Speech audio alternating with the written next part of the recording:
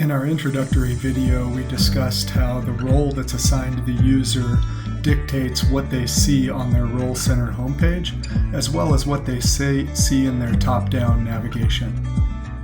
If you recall, Alan Steiner is the corporate controller for Kronos USA, and he has a setting of business manager as the role that's assigned to him.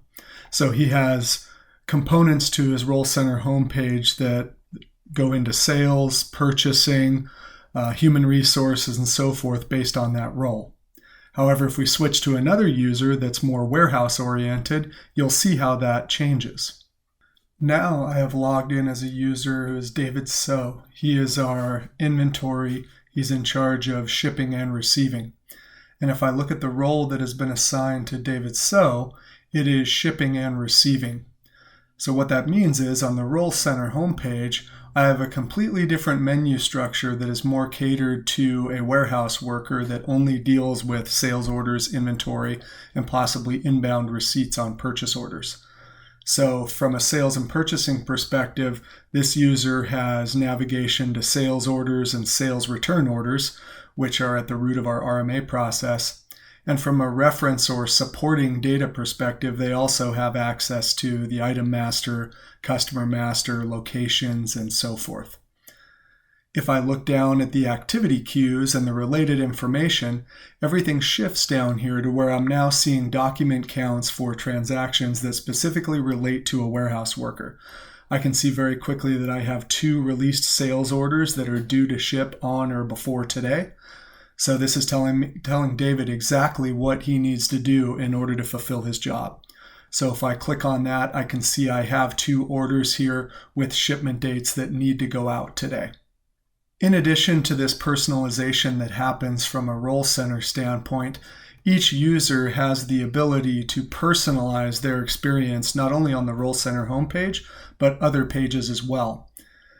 Underneath the Settings tab here, we can click on the Personalize option, and that will put the UI into a personalization mode. And you can see when I hover over different aspects, I can make changes, I can remove certain things.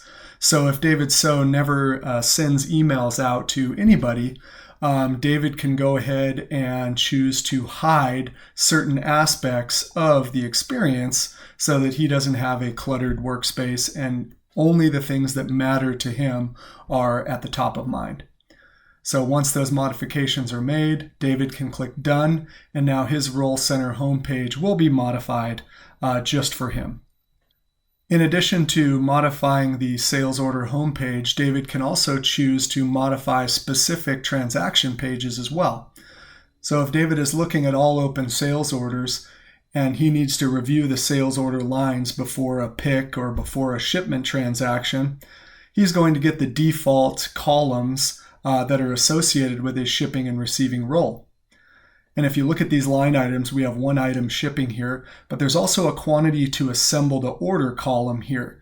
That column is used whenever you're doing kitting and you need to create an assembly transaction of multiple components to get out the door. Well, in David's case, he never has any kitting requests. So just like he modified his Role Center homepage, David can choose to personalize this page for himself, and he can choose to remove a specific column. That way, freeing up real estate on the page itself, and providing better efficiency for data entry and data validation. Once done, David can click the Done button up here in the personalization options, and now this screen will be saved particularly for David. Once again, those changes can happen at the Role Center level so that all users that are assigned to that shipping and receiving role will inherit those personalizations, or David can choose to personalize beyond the role to get more specific experience for himself.